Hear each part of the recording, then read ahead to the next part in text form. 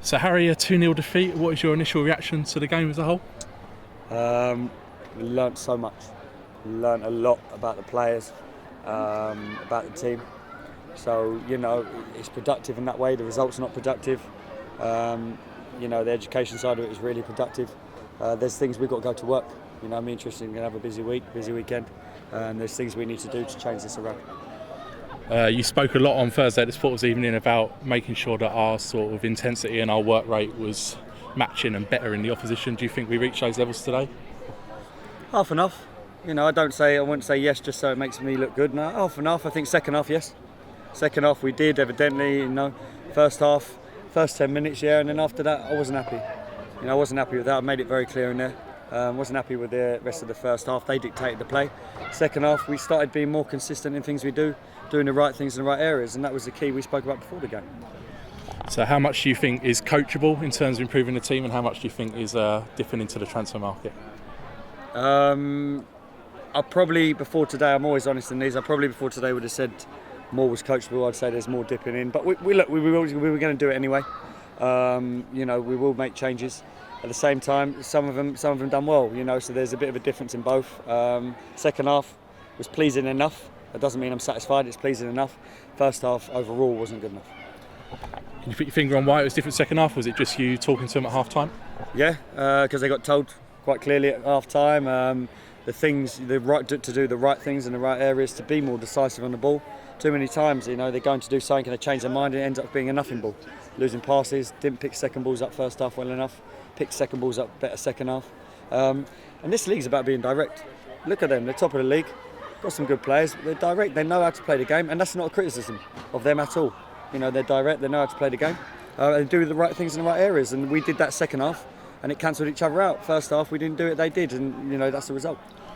Did it feel to you a little bit like almost deja vu from the games you've watched, and then obviously managing it, the sort of similar sort of performance, similar mistakes at times? Yeah, similar. We expected bits. I said to you, on the forum, all we could guarantee was a work rate, and the competitive side of it. We couldn't guarantee, all these miracles to change overnight, and they didn't change. But football is football, and it will take a bit of time. Do you think we're struggling to defend set pieces? It looked that way. Yeah, as they have been for I think the last few games. Yeah, we are. They had a warning a little bit earlier. He hits the post, runs across the goal, and we spoke. The disappointing thing for me is we spoke about it yesterday, and we spoke about it today. It's even written on the wall if you ever want to go in there. It says defend second plays on set pieces. Second phases as the ball drops down. Didn't do it. Got punished. Pointed at the wall half time. They looked and they were like, they know if they've done it, that don't happen. We also spoke yesterday about, as a pressure on the ball when there's a threat in behind, drop. Didn't do it, 2-0. So, we've identified the problems. We've just got to eradicate them. And, the boys, I've just said to them there, take it on the chin. Take it on the chin. There's 115 points to play for. Let's put it into context. This game doesn't define us, and it won't. So looking back to the start of the game, we've been playing with a back three for a while. It looked like a 4-2-3-1 to me, with Paxson on the left. What was your thinking with that setup? We've got four people out, 3 suspensions, 1 injury. So we had to go. We had a lack of wide players available. We had to look at trying to get another body in there. Second half we changed it and we went with 4 midfielders and we just looked a little bit more solid. Put 2 up there, and I like to get 2 up there, but as he said, Quigley only come back yesterday as well, so we hadn't seen him and it's been a bit disjointed. So we're gradually finding that structure and we're installing it as best we can. This week's going to be really important. At the moment, it's clear there's a lack of natural width on the left. Is that something you'll look to, or not improve, but look to dip into the transfer market for someone who can play on that side? There is a knack for it. I mean, Blair's. I've seen Blair at club play on the left and do it really, really well. But yeah, we're a couple short, and we need to start getting them in quickly because the game doesn't wait for us, and so we'll be going straight to work.